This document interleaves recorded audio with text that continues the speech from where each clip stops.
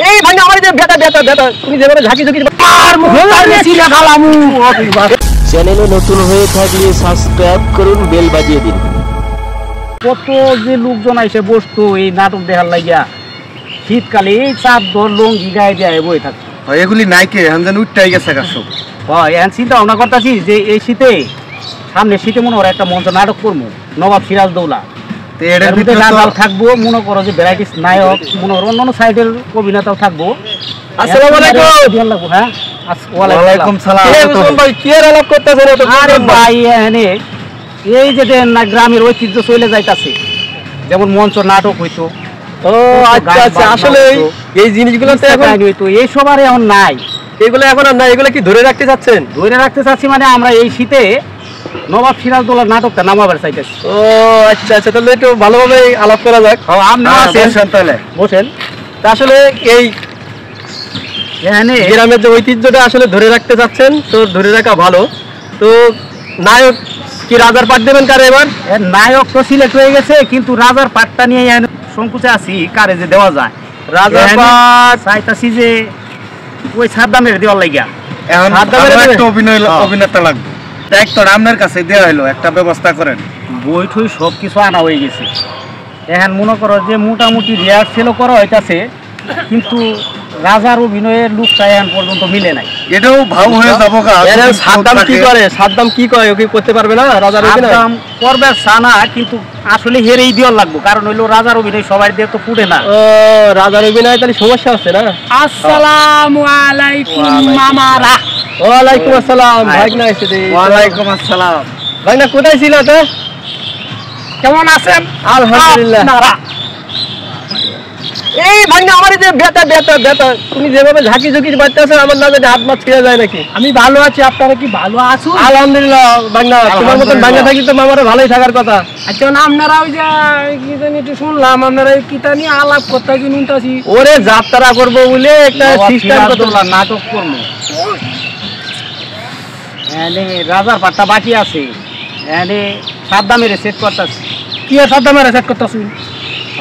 হ্যাঁ সবাই তো আর এই রাজার পাট পাইতো না। আপনি আমারে কি কম দেখা যায়? তুমি করবে চাও তাহলে আমি করতাম না, এটা কেরা করবো? এটা কেরা কেরা এটা? আরে ওটা সেরে না, ওটা আছে উসমান ভাই ভাগনা। ওই যে দৌড় খাইলো না, দৌড় খাইলো না, ওই যে দেও না চেহারা। আমার রাজার অভিনয় করবো। চাচা তুমি তাহলে একটা রাজার অভিনয়ের পাঠ একটা শোনাও তো দেখি। ভাগনা তুমি তো ঠিক মতন কথাই কইতে পারো না। খেলা কইছে আমি কথা কইতে পারি না। রুটি রান্না করার কথা কইলে তো মানুষ সব হাসবে, তখন কি করবা কোনে? এই যে শুনুন, এই গ্রামের মধ্যে যদি আপনারা বাছাই পর্ব করুন, তাহলে কইলাম আমারে ছাড়া আপনারা একটা রাজা পাইতেন না, বুঝুন? আপনারা ভালো করিয়া